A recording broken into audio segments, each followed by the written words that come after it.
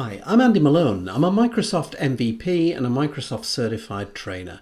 Welcome to All You Need to Know. In this session, we're going to talk about administering Microsoft Teams, the fantastic collaboration platform from Microsoft.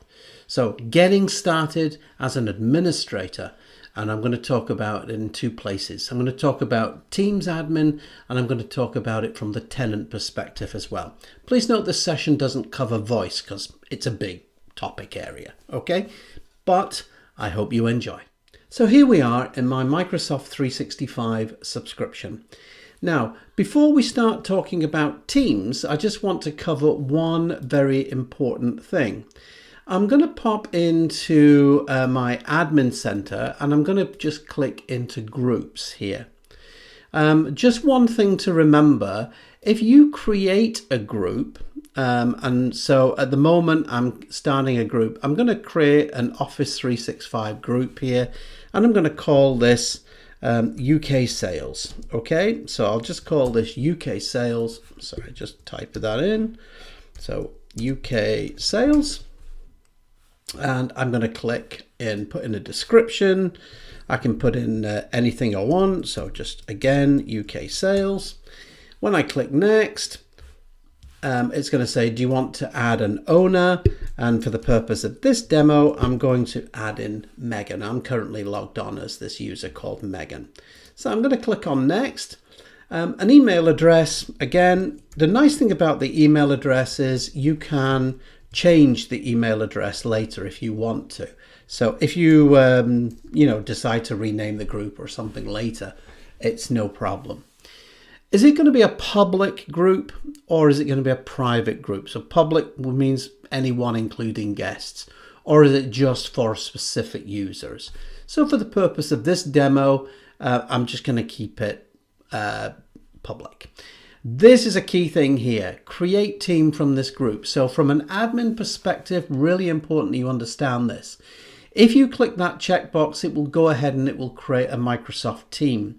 So in 365, when you create a group, you have the choice to go ahead and create a Microsoft team.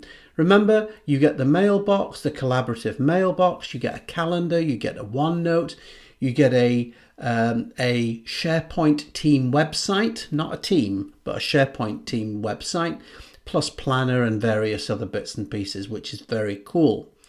However, if you decide, no, I don't want to create a group, it will go off and it will create the group without creating the team. So I can click on, just go ahead, create the group, and then click on close. So I'm just going to go up here, and if I just reload this page here, you can see that in the list here, there are some 365 groups. So for example, here's some groups that I've created. Let's just go down, straight down here.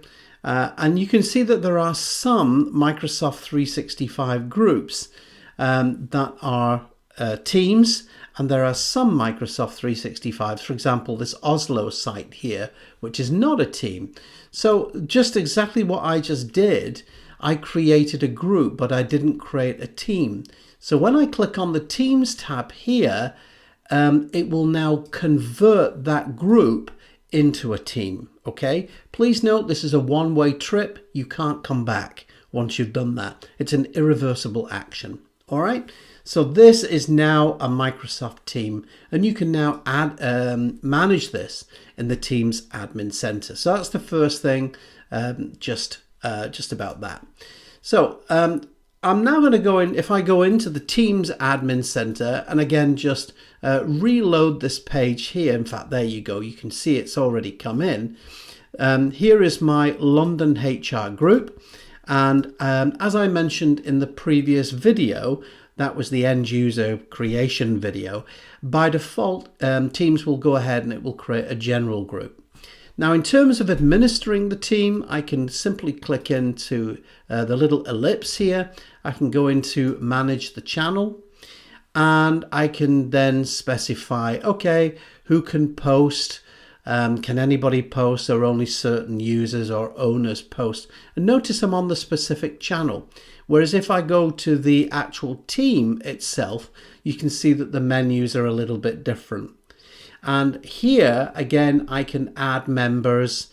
There are a number of places to do this, by the way.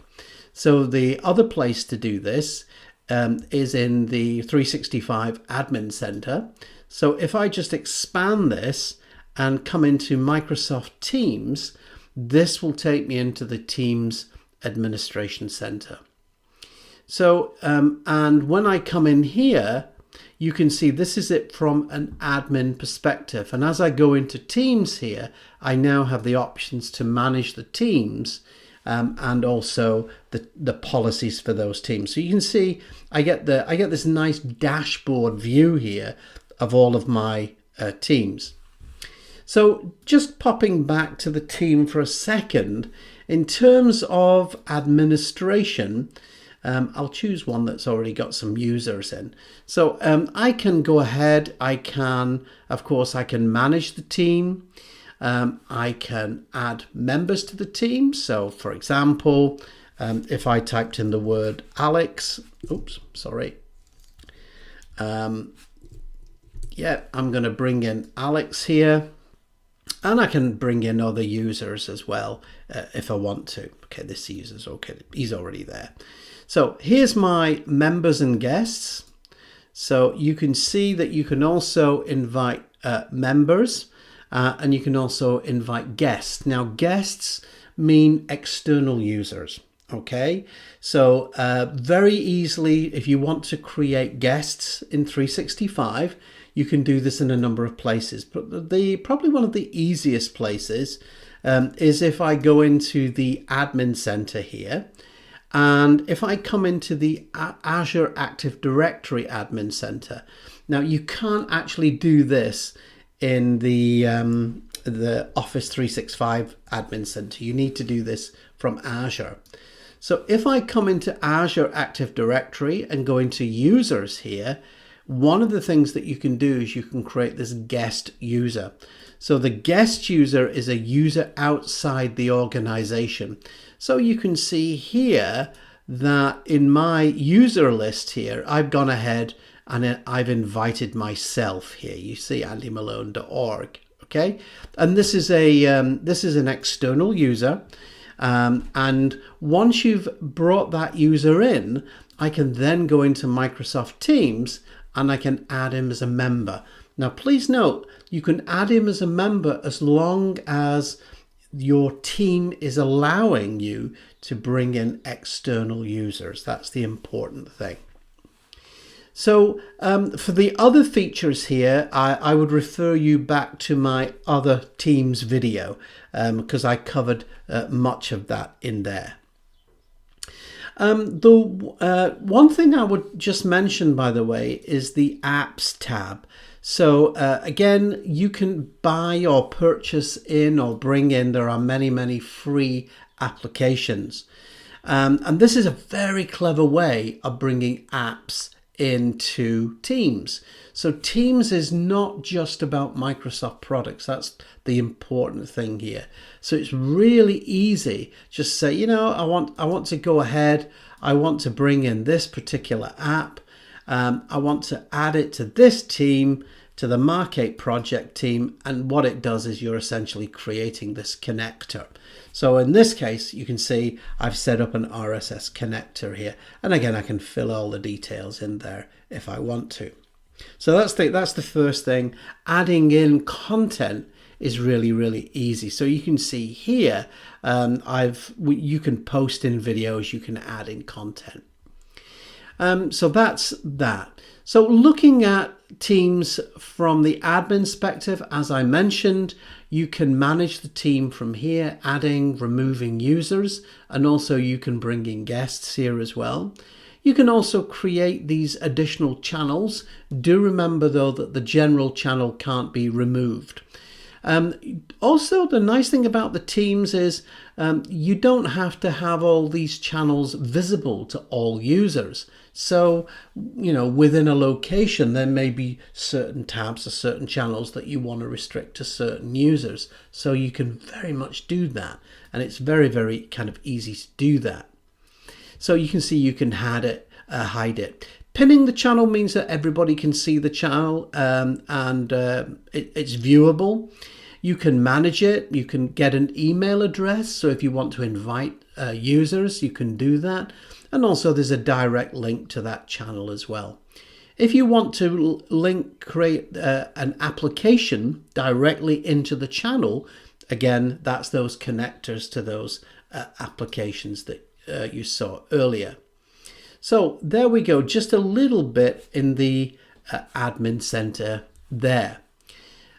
Now, that's, sorry, not the admin center, Microsoft Teams. So what I'm going to do is I'm going to switch over into the Teams admin center.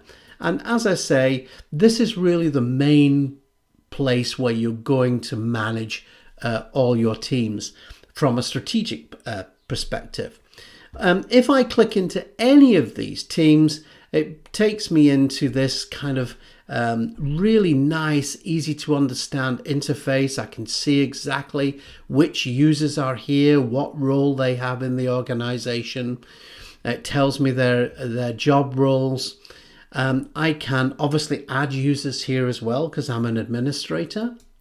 If I go into channels, again, it's exactly the same as working in Teams. I can manage and add channels here. I can also customize the settings.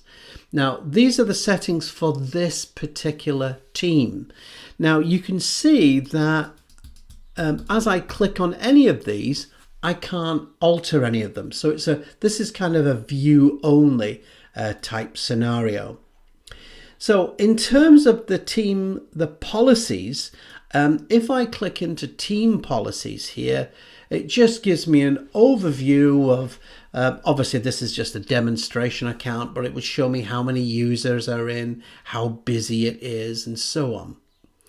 Now for the policy here, you can see that we have a global organizational policy that this would affect every single user. Now again, there's no settings here. It's just switched on. So again, these are kind of view only types of things.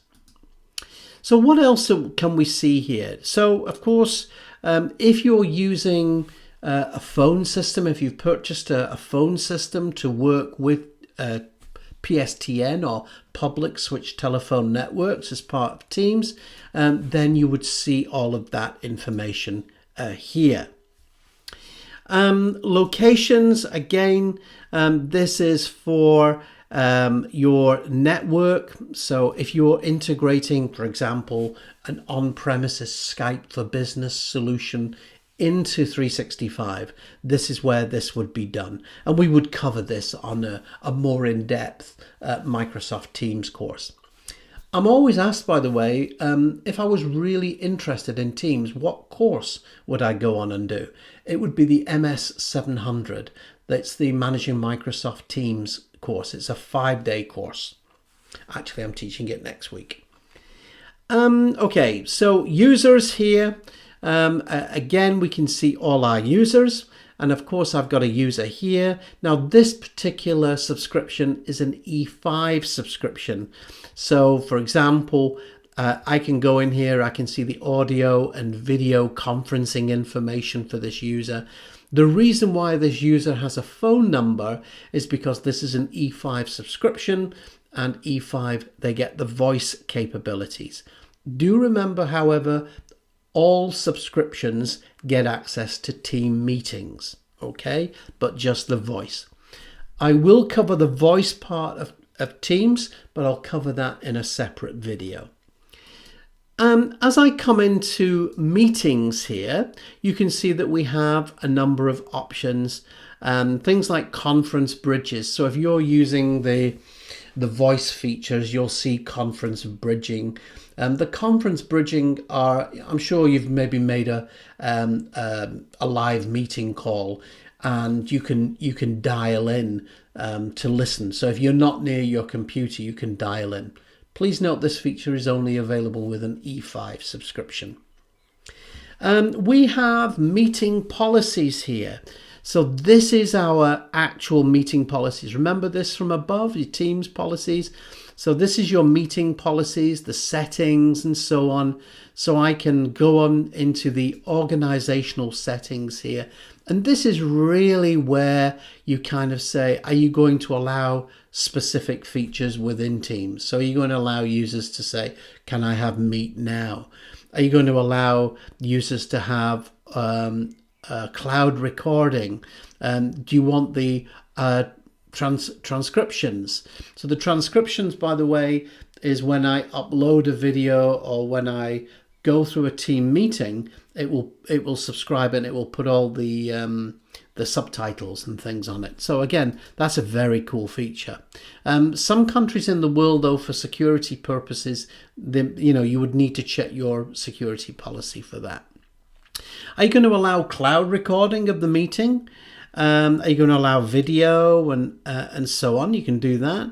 Are you going to allow during the meeting for your users to do content sharing? So, for example, desktop sharing of PowerPoint, things like that. Or are they going to need to request it? Okay, so this is this area here.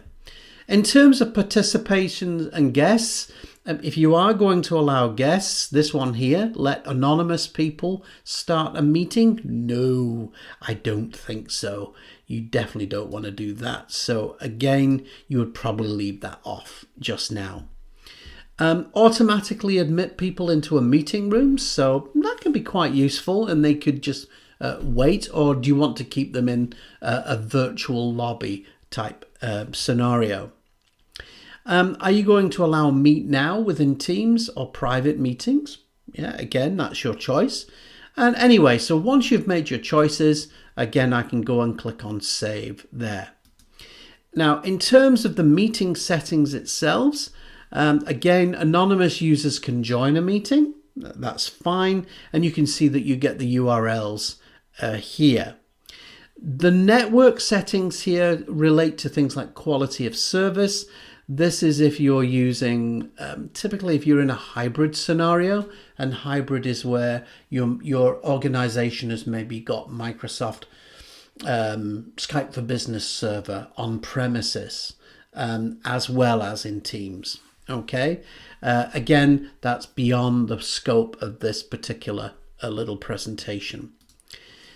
I recently did a little video on Microsoft Stream. If you didn't see it, it's on this channel, so go and have a look at that. And this is all the actual settings for dealing with live events. So if you're going to use Stream and Teams to broadcast live events, this is all about how it can be recorded, the permissions required, and so on. Okay, again, this is just a little overview video. I'm not going to go through all of these, but hopefully you'll get the idea. Messaging Teams apps. So, for example, are you going to allow users to install apps or just specific users? So these are all the apps that we've currently got available here. Again, you can also upload those apps here and manage them. For more details on a particular app, I can click onto it and it gives me the detailed on that. You can also set permissions for that as well, and also set up policies as well. So things like, are you going to allow your users to download Microsoft Teams from an organizational perspective? The important things that I really want to cover here is write down here at the bottom. This is probably the most important area. This is the organizational wide settings. So these are the settings that affect everybody.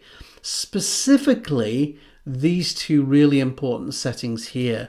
So are you going to allow external access? So are you going to allow your external users to connect by using Skype or Skype for Business or something like that? Again, there's just two settings here. Guest access. So I mentioned that once you've created your users in Azure Active Directory, you can also create guest users on a scope from 5 to 1. Remember? So you can allow guest access in Teams by simply clicking that checkbox or that little button here. Are you going to allow them to make private calls? No, I don't think so. So what features and functionality? So yes, they can participate in live meetings, for example. You might not allow them to meet now. In terms of messages, you might not want them editing any messages that they've sent. You get the idea? So very powerful features there. Very, very easy to use. So that's the guest access. Now, in terms of these are the default team settings. So up there, I mentioned that in Teams, we had team policies, and these are the default settings and policies and things here. So again, you can manage that. Okay. So team settings. So for example, who can tag things? Do you want it, let's say, integrating with email? So if you're in Microsoft Office 365, the prerequisites for Teams is definitely you need to have a SharePoint and an Office Outlook or Exchange subscription. Teams wouldn't function without it. They're very much integrated with each other. All right. You can also, for example, within your organization, if you've got holidays, you can add those holidays to the calendars here. And the other thing that you might want to create are resource accounts. So things like meeting rooms or pieces of equipment, company cars, or things like that. All right. So there you have it. This is just, like I said, just really an overview. Just before I go, we've got the dashboard here. The dashboard for Teams has been recently updated. You get an awful lot of stuff here, by the way. So it shows you your top users within Teams. Again, there's no demo. This is just purely demo. You can see here the learn more. What Microsoft are doing now is they're linking Teams, and if you can look on the bottom left-hand corner as I hover over this, you can see they're pointing to docs.microsoft.com. And also you've got these training videos here as well, which is on the Channel 9 website and on YouTube. There you have it. Microsoft Teams from an administrator perspective, the fantastic collaborative platform from Microsoft. A question I'm always asked is, Andy, if I want to invite guests, what's the rules about licensing? It's easy, 5 to 1. So for every paid subscription that you have, you can have up to 5 guests free. Okay? If you've enjoyed the session, please click on that subscribe button and come and join me next time on Everything You Need to Know. I'm Andy Malone. Thank you very much.